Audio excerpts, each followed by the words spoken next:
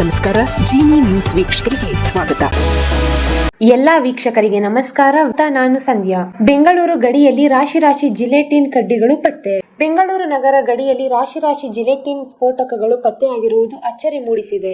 ಸ್ವಾತಂತ್ರ್ಯ ದಿನಾಚರಣೆಗೆ ಕೇವಲ 2 ತಿಂಗಳು ಬಾಕಿ ಇರುವಂತೆಯೇ ಇಷ್ಟೊಂದು ಪ್ರಮಾಣದ ಜಿಲೆಟಿನ್ ಕಡ್ಡಿಗಳು ಹಾಗೂ ವೈರ್ಗಳು ಪತ್ತೆಯಾಗಿರುವುದು ಹಲವು ಅನುಮಾನ ಹುಟ್ಟುಹಾಕದೆ ಇರುವುದಿಲ್ಲ. ಇತ್ತೀಚೆಗೆ ಬೆಂಗಳೂರಿಗೆ ಪ್ರಧಾನಿ ನರೇಂದ್ರ ಮೋದಿ ಆಗಮಿಸಿದ್ದ ವೇಳೆ ಕಗ್ಗಲಿಪುರದ ಬಳಿ ಜಿಲೆಟಿನ್ ಕಡ್ಡಿಗಳು ಪತ್ತೆಯಾಗಿದ್ದವು. ಇದು ಸಾಕಷ್ಟು ಅನುಮಾನ ಆತಂಕಕ್ಕೆ ಕಾರಣವಾಗಿತ್ತು. ಈ ಬಗ್ಗೆ ಪೊಲೀಸರು ತನಿಖೆ ನಡೆಸುವಾಗಲೇ ಅಂತಹದೇ ಒಂದು ಘಟನೆ ಬೆಳಕಿಗೆ ಬಂದಿದೆ. ಬೆಂಗಳೂರಿನ ಅವಲಹಳ್ಳಿ ಪೊಲೀಸ್ ಠಾಣೆ ವ್ಯಾಪ್ತಿಯಲ್ಲಿ ರಾಶಿ ಜಿಲೆಟಿನ್ ಕಡ್ಡಿಗಳು ಹಾಗೂ ವೈರ್ಗಳು ಪತ್ತೆಯಾಗಿದೆ. ಜಿಲೆಟಿನ್ ಪತ್ತೆಯಾದ ಸ್ಥಳಗಳಲ್ಲಿ ಬಾಂಬ್ ಸ್ಕ್ವಾಡ್ ಭೇಟಿ ನೀಡಿ ಪರಿಶೀಲನೆ ನಡೆಸಿದ್ದಾರೆ. ಮೇಲ್ನೋಟಕ್ಕೆ ಕ್ರಷರ್ ಮಾಲೀಕನಿಂದ ಈ ಎಡವಟ್ಟು ಆಗಿರೋದು ಕಂಡು ಬಂದಿದ್ದು, ನಿಯಮ ಮೀರಿ ಕೆಲಸ ನಿರ್ವಹಿಸಿದ್ದಕ್ಕೆ ಕ್ರಷರ್ ಮಾಲೀಕನ ಲೈಸೆನ್ಸ್ ರದ್ದು ಮಾಡಲಾಗಿತ್ತು.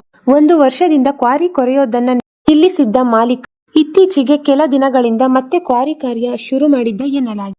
ಹಾಗೂ ರಾತ್ರಿ ವೇಳೆಯಲ್ಲೂ ಅಕ್ರಮ ಕೆಲಸಗಳನ್ನ ಮಾಡುತ್ತಿದ್ದ ಎನ್ನಲಾಗಿದೆ. ಈ ಬಗ್ಗೆ ಸ್ಥಳೀಯರು ಅವಲಹಳ್ಳಿ ಪೊಲೀಸ್ ಠಾಣೆಯಲ್ಲಿ ದೂರು ನೀಡಿದ್ದರು ಎಂದು ತಿಳಿದು ಬಂದಿದೆ. ದೂರಿನ ಅನ್ವಯ ದಾಳಿ ಮಾಡಿದಾಗ ಜಿಲೆಟಿನ್ ಕಡ್ಡಿಗಳು, ಡಿಟೋನೇಟರ್ಗಳು ಪತ್ತೆಯಾಗಿವೆ. ಆರೋಪಿಗಳನ್ನ ವಿಚಾರಣೆ ನಡೆಸಿ ಸಂಬಂಧಪಟ್ಟ ದಾಖಲೆಗಳನ್ನು ನೀಡಲು ಸೂಚಿಸಲಾಗಿದೆ. 50ಕ್ಕೂ ಹೆಚ್ಚು ಡಿನೋನೇಟರ್ಗಳು, 50ಕ್ಕೂ ಹೆಚ್ಚು ಡಿನೋನೇಟರ್, 220ಕ್ಕೂ ಜಿಲೆಟಿನ್ ಕಡ್ಡಿಗಳು ಮತ್ತೆ ಹಿನ್ನೆಲೆಯಲ್ಲಿ ಎಷ್ಟು ಪ್ರಮಾಣದಲ್ಲಿ ಶೇಖರಣೆ ಮಾಡಬಹುದು ಅನ್ನೋ ಅನುಮಾನ ಮೇಲೆ ಗಣಿಗಾರಿಕೆ ಇಲಾಖೆಯ ಅಧಿಕಾರಿಗಳಿಗೆ ಪೊಲೀಸರು ಪತ್ರ ಬರೆದಿದ್ದಾರೆ.